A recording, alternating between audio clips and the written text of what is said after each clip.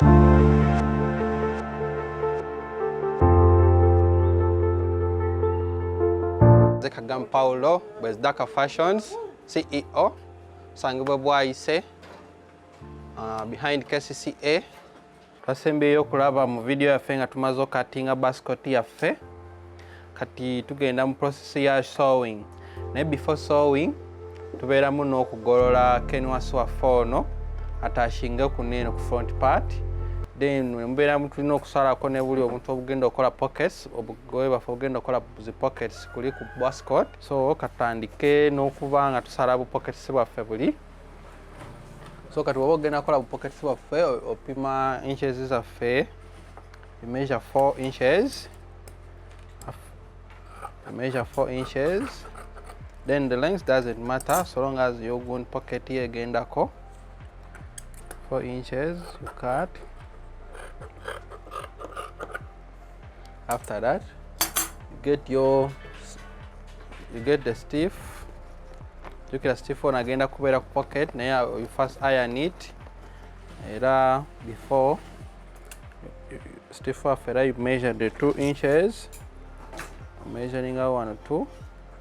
Now with this, you cutting up 4 pieces. You cut.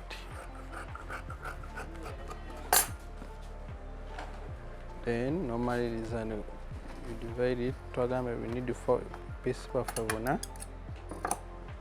That is 2.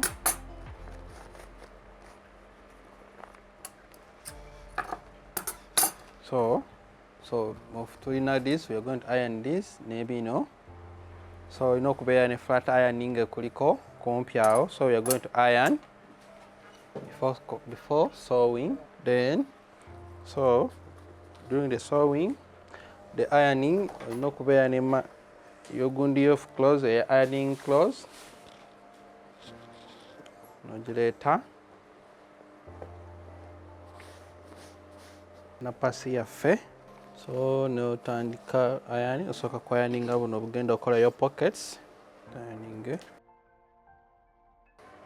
Ironing a stiff hard bamwita stiff paper. Okolesa hard, tokolesa mid. You can use either hard stiff or medium. Nomara kwa ironing bulungi. Kamu. So proving ako some water. Nebukwata bulungi. Biwako ku mazzi nebukwata bulungi. Biwako ku mazzi nebukwata bulungi. Tumalize there are supposed to be 4. Then tugenda ku stiff kenwax waffe. Always otandikira ku part gye wateeseko chalk.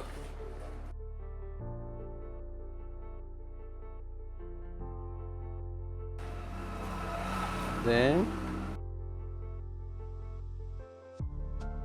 akobuzi tuyakogana amazzi gakuyambe kenwax ono akwate bulungi atakusumbuwamu. Oba mwayaninga follow step by step kuba ova kumu ng'omugola bulungi.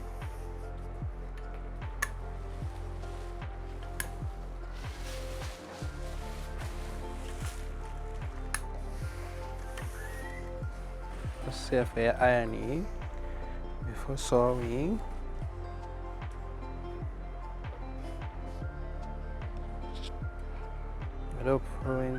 Kubera ko this part yekwata gyokozesa.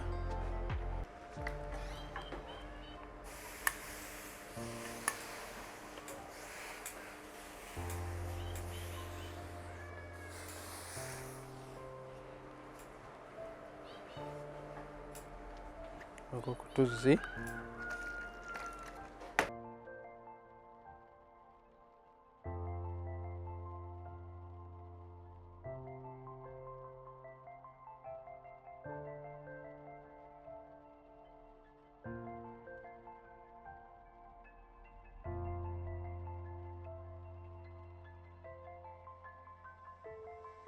tebatumaliza tu iron. So kati tudda ku process ya sewing.